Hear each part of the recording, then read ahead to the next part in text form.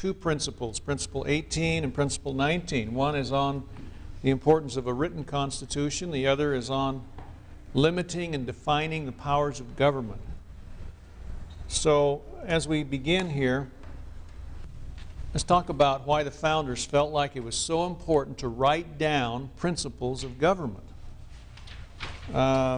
We've mentioned the kind of law that existed in ancient or in early England. What kind of law was that?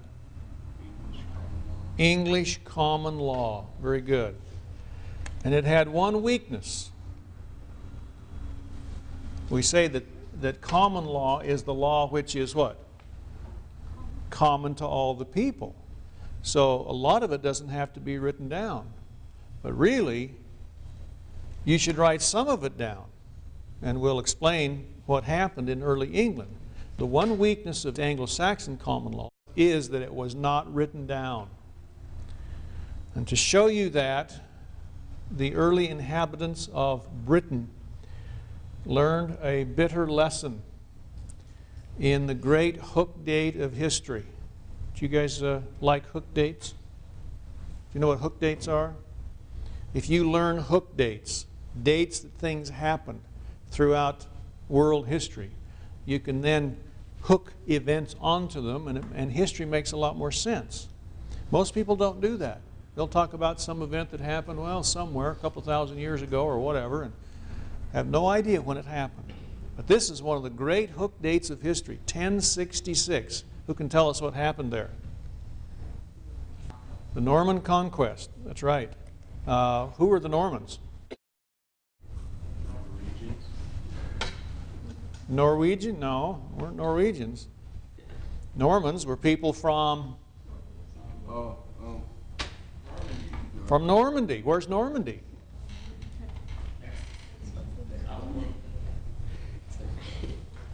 Normandy is across the water in France. Where have you heard of Normandy? How about World War II? How about D-Day? All right. When our troops landed on the beaches of Normandy. Remember that? Okay. But we're talking about the Normans who in 1066 crossed over into Britain, over into England, and conquered the Anglo-Saxon people. They had been there for how long? Do you remember the date that they entered Britain? We mentioned this, and we'll study this a little more in detail, about 450 AD. So they had been there almost 600 years. And were doing pretty well until the Normans came over and smashed them, took control of their government. And those beautiful rights that were just kind of common among the people disappeared. And so there was a constant struggle here between the Norman conquerors or the Norman kings and the Saxon people. And there's a lot of movies today made of those kind of struggles. What are they? Some of the movies that are made. Norman kings versus Saxon people. What? King Arthur. Okay, the King Arthur story is when they first came into Britain in 450 AD. Oh, yeah. You guys know these? You've seen them? The Saxon people in England always trying to get out from under the heavy rule of the Norman kings. That's right. How about Robin Hood? What's another story? How about Ivanhoe? Oh yeah. The Normans versus the Saxons. This was the struggle. And it all started in 1066 AD when the Norman kings took control of England. And about 100 years later, a little over 100 years later, the Saxon people decided, you know, we've got to have the king not only give us, but honor our basic rights. And how are we going to do that? So they said, we're going to take a large chart, and we're going to write on it what some of our rights are. What do we call that? What do they call it? The Magna Carta. Took it to King John in his castle and asked him to sign it. What do you think he did? I'm not going to see he's in his castle surrounded by all of his guards. I'm not going to sign that. So he refused to sign it. A little while later, they caught up with him at a very famous place outside the castle, apparently with not too many of his guards around. You remember that place? That's Runnymede. And said to King John, we still have this chart here, would love you to sign. Would you please sign it? And, you know, you put a sword to his jugular vein, and what does he do? He signs it. Does he honor it? No, not really. He signed it out of a little duress, but didn't honor it. That was the Magna Carta in 1215. Do you see what they're trying to do, though? They're trying to write down their rights and get the king to honor them. And a few centuries later, same thing happened actually under Charles I. He was so ruthless that the people wrote again a petition which listed their rights. It was called the Petition of Rights in 1628. Took it to Charles I. Guess what he did with it? Refused to sign it, so guess what they did to him? Put him under the guillotine. And, I mean, here you have a people who were trying to get their rights back.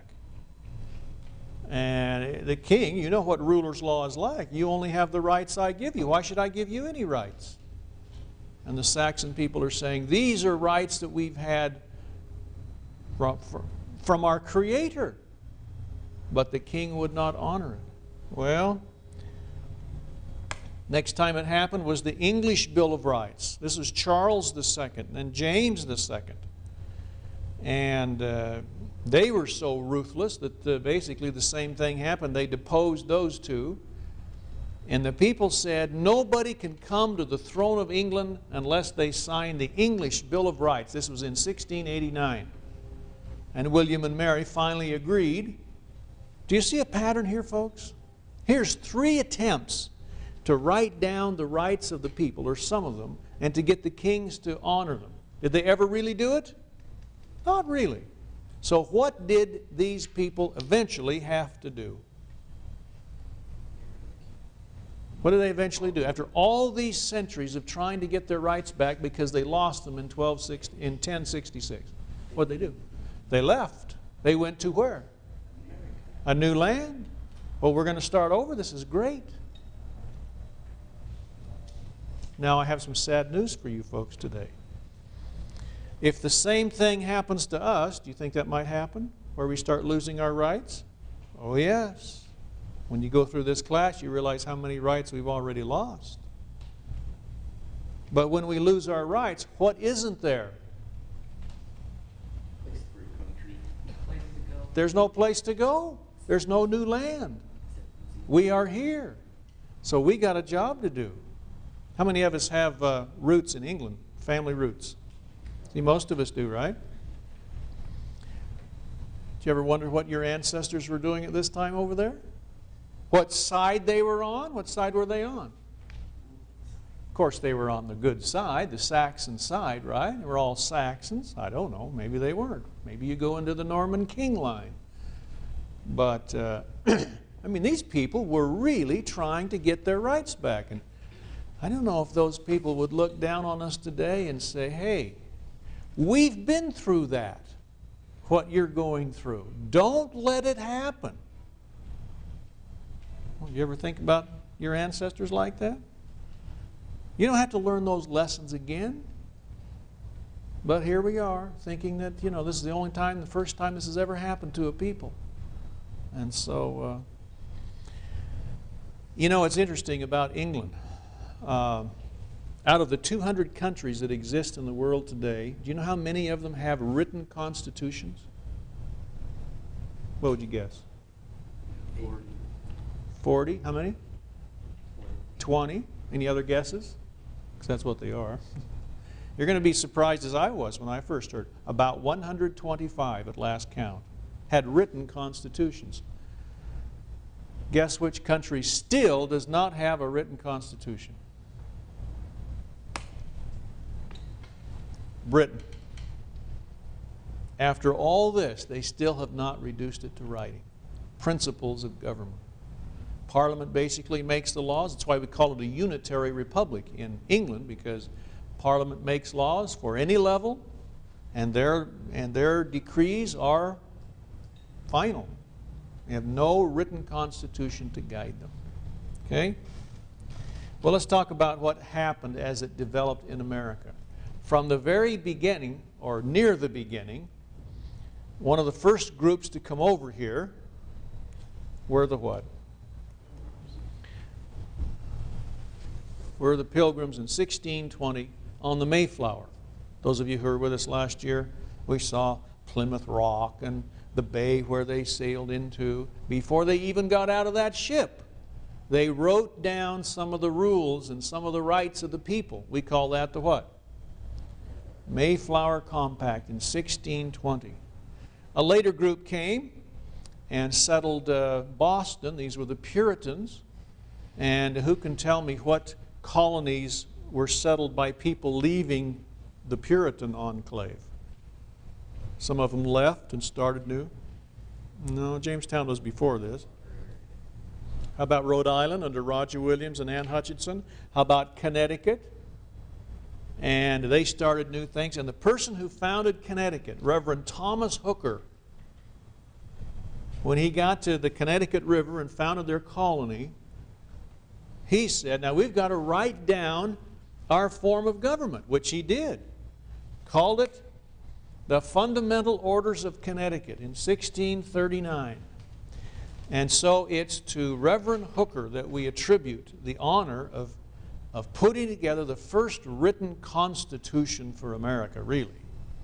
But you see the trend here, folks? If you want to preserve them, write them down. You don't have to write every detailed law down. You don't want to do that, because this is common law. But the basic principles you got to write down. You can preserve them better if you do. I mean, you know that. If you want to preserve your own history, what do you keep? A journal. See, that just makes sense. You want to preserve your rights and your principles of good government, you write it down. Okay? By the way, where do you think he got his ideas for this? Being a reverend, from the Bible. And he even says this, I took most of my ideas from the first chapter of the book of Deuteronomy. Now, when I first learned that, I had already memorized the 28 Principles of Liberty. I'm reading the first chapter of the book of Deuteronomy. Can't hardly believe what I'm reading. Guess what I'm reading? Some of those very principles of liberty that the founder said you have to have as a basis for your government in order to survive. First chapter of the book of Deuteronomy. You ought to go home and reread that. Sovereignty of the people. Separation of power. Checks and balances. Little different ways in how they organize their government with judges. Limited power. It's amazing. First Constitution in America. The Fundamental Orders of Connecticut. As a matter of fact, this Constitution was so well done, so well written, and based on such correct principles that while other colonies had later constitutions, they were always changing theirs. And this Fundamental Orders of Connecticut lasted the longest of all original colonial constitutions. Did you know that? It's great. And we have that. You can read it. And you can find principles of good government all throughout it. Turned out to be the best one in the whole colonial America. Well, Dr. Skousen makes the point here on page 220 that it's just a great thing to be able to put together a kind of government that will preserve freedom. You think that can be done by one person? That would be tough, wouldn't it? Just one human being, that would be tough. Have there been single lawgivers in the history of this world? Oh yeah? They've been successful? Well, some more than others. But there is great wisdom in putting together a council of wise people which really is what the Constitutional Convention was. Let's talk about just for a minute, or let's at least mention some single lawgivers in history. What's one of the earliest that he mentions there on page 220? Actually, Madison comments on this. Who is it?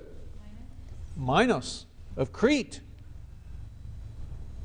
The next one? Draco of Greece. You've heard of Draco. Anybody know anything about Draco? Did he have laws written down? Oh, yes. And he had how many laws? He had numerous laws. As a matter of fact, he had a law for everything he could think of anybody could ever do. And what kind of punishments did he attach to those laws?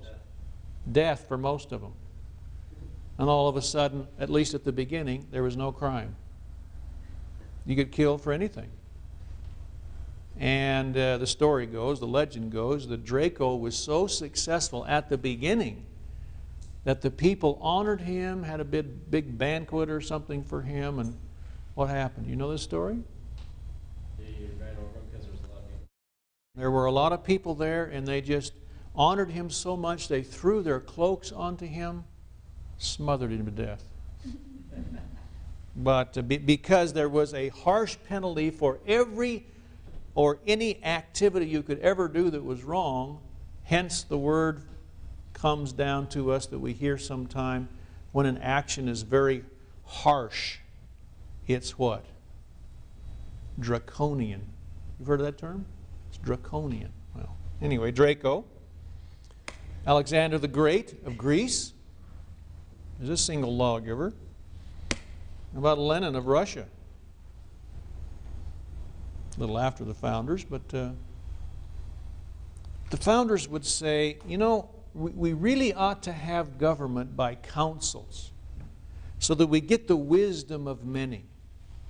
Do you folks have this kind of a government at home in your family? Huh? I hope you do. Not that somebody shouldn't have the final say, but do your parents ask you for input? You don't think so? I'll bet you they would appreciate your input if you were serious about it. You might just suggest that. Hey, Dad, Mom, let's have a family council. Let's counsel together on some things. That might surprise them. Huh? Anyway, the Constitutional Convention was one of those councils. Great minds came together. Did they disagree? Oh, yes, we'll see that. But what they came up with has been called in history as the best ever produced. Write it down. If you want to preserve it, write it down. That's the 18th principle. Okay?